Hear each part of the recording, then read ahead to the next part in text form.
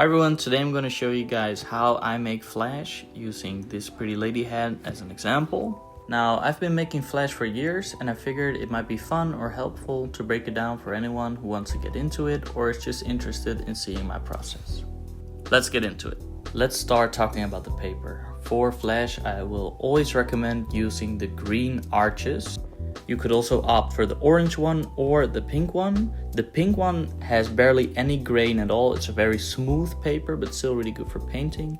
And the orange one has a really thick grain, which is great for painting, but it's a little less ideal for pulling lines. I feel the green one is just a perfect in-between choice. It has a little bit of a grain, which makes it good for painting, but not too much, so you can still pull a nice smooth line on it. I've used a lot of other brands, but honestly, they're not worth your time. Just go for Arches. Now for the lines, I like to use this Micron pen, the number 10. Make sure that when you're buying a fine liner, it says that it's waterproof, so the ink doesn't lift up when you start painting. For tracing the Flash, I like to use a little light pad. Honestly, it doesn't really matter. I just got the cheapest one off of Amazon. You can, of course, also draw your design directly onto the paper or hold it against the window and trace it like that. But honestly, this method has been giving me the cleanest results and it feels just the most comfortable. One thing to really keep in mind when you're lining the Flash is that the ink takes a little bit to dry. So be careful where you place your hand because the ink might not be dry yet and you might make a smear.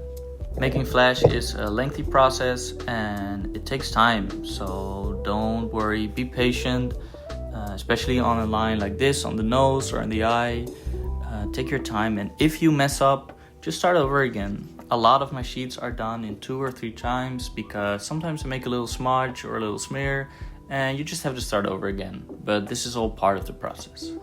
Alrighty, we're all done with the lines, let's get into the black. For the black, I really like to use this Indian ink from Winsor & Newton. It has a little spider on the packaging. But honestly, any India ink will do. Talens is good too. Now for the brushes, I like to use 2 number 4 brushes. Either from Da Vinci or for Winsor & Newton, they're both fine. One brush you're going to use for applying the ink. And the other one is going to be used for applying the water and making like the little fade. But before I start with that, I like to fill in all the areas of solid black and then wait a couple minutes, wait for it to dry and then start with the shading.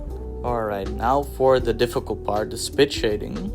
First you start applying the ink where you want the fade to start. Make sure you don't load your brush up too much, you don't want to put down a lot of ink.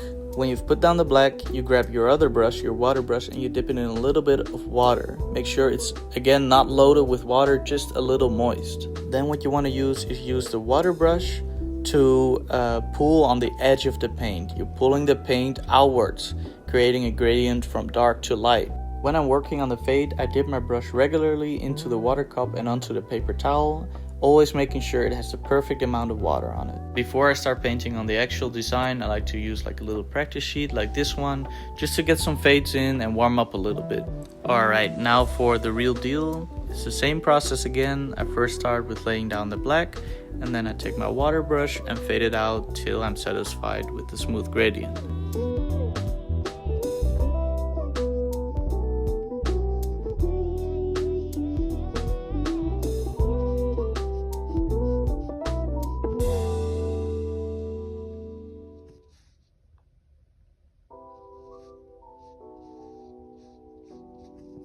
When we're all done with the black, we can apply a little bit of coffee stain. This is optional, but I do think it looks cool.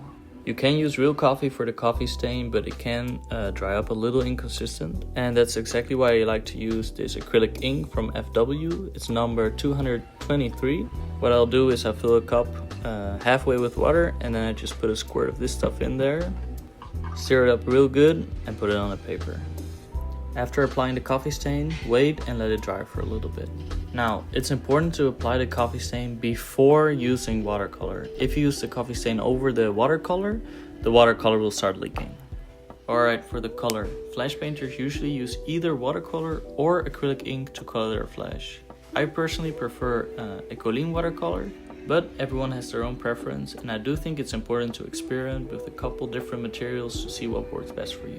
If you really want your flash to look classic, it's important to stick with the 4 traditional colors. Red, I like to use Ecoligne 334, for yellow 202, for brown 411, and for green the FW326. It's important to keep in mind that back in the day they only had these colors, so I feel like if you're gonna use a blue or a purple, it's instantly gonna make it less classic. You can do it, of course, there are a lot of tattooers that do it, but I prefer to stick to the classic 4.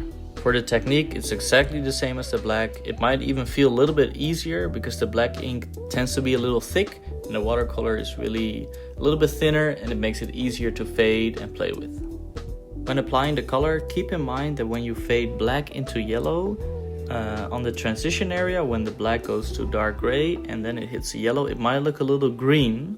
So make sure you always go black, then brown, and then yellow. That's gonna make it look like a nice golden yellow instead of it being black, green, yellow. And that's basically it. Now you know everything you need to know about painting flash. It can be a little challenging in the beginning, but once you get it right, it's really not that hard. The design we painted today comes out of my Ladyhead book. If you're looking for designs to paint, feel free to use the images in my book. I literally made the book for others to use. All the designs can be used for painting or tattooing or drawing or whatever you want. All the designs come with a line drawing and a color reference, and it's available as an ebook or as a physical book on my website daanflash.com. Thanks for watching this video all the way to the end. If you have any questions whatsoever, feel free to leave them in the comments and I'll do my best to answer all of them. Also, if you have any suggestions for future videos, let me know. Maybe more drawing videos, varnish videos, painting videos, whatever. That's it for now. I'll see you all next time.